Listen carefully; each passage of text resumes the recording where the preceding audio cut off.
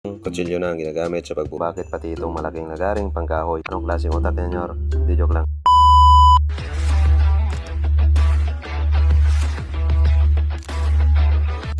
Hello guys, what's up? Welcome to my vlog. And for today's video, kaninang umaga nga pala ay nabutan ko sila tatay na nagpuputol ng tawad ng manok, kung tawagin dito sa amin. Yung mga manok nga pala ay mga manok panabong nila. Kinokondisyon siguro nila para sa parating na laban at malaki siguro yung mga pusta nila. Kaya tulo ang kondisyon nila sa mga manok panabong. At ako naman ay walang kailig-ilig sa mga ganitong klase mga laruan. Wala lang, hindi ko alam kung bakit. Pero sila tulo alaga talaga. At ito nga, nabutan ko silang kutsilyo na ang ginagamit sa pagputol. Dahil wala na talim, yung lagaring ginagamit nila. Kaya kung ano-ano na yung mga ginagamit nila. Hindi ko alam kung bakit pati itong malaking lagaring pangkahoy ay naisipan din nilang gamitin. Walang yaka talaga nyo. Pag maputol pati pa, ikaw ang salarin niya. Lagot ka sa busing mo. Sa dinami-dami pa namang mga lagaring pwede gamitin ay yung para sa kahoy pa. Anong klaseng utak niya, Nyor?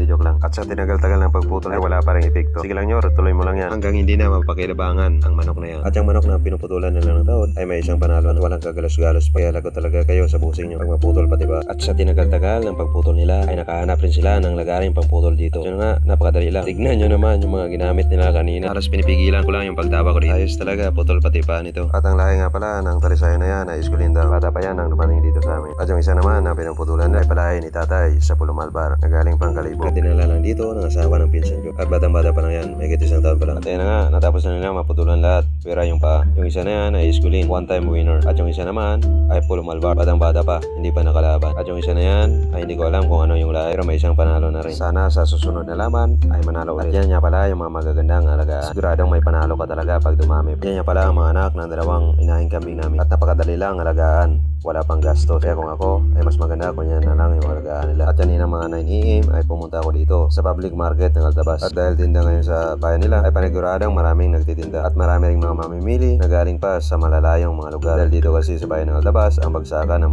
mga sari-saring mga isda. Merong galing pa sa Roa City at binabagsak pa dito sa Altabas. Siyempre meron din dito sa bayan namin ng Batan at dinadala pa sa Altabas para ibenta. Iwan ko kung bakit pero ganun talaga. Pagkatapos ko mamili ng ulamin ko ng tanghali ay bumili na rin ako ng pipino at sari-sari mga panakot. Meron din pala sila dito mga kakanin tulad ng ibos na yan. At ito nga pala yung nabili ko, yung batikulon or tikon yung tawag dito sa amin ng manok. At pagkatapos kong linit ay gigisa ko na sa sibuyas, bawang at luya. Sinamahan ko na rin ng patatas. At dahil adobo yung luto ko ay gagamit ako ng tuyo, suka at oyster sauce pampasarap sa adobo. Pagkatapos ay nag-init na ako ng konting mantika sa kawali. At ang mainit ay ginisa ko na yung bawang mga 10 segundo lang. At sinabay ko na yung sibuyas at luya. Bahala na basta makain. Ay sunod nyo naman na ginisa itong batikulon ng manok. Konti lang pala yung binili ko para makatipid din sa pagkain at sa budget namin sa araw-araw. At nang medyo mag-brown na siya ay nilagyan ko na ng kaunting toyo. Ito nga pala yung main ingredients sa adobo ko. Simple lang to guys, lutuin. Lutong pambahay lang. At dahil wala ako ng daon ng laurel ay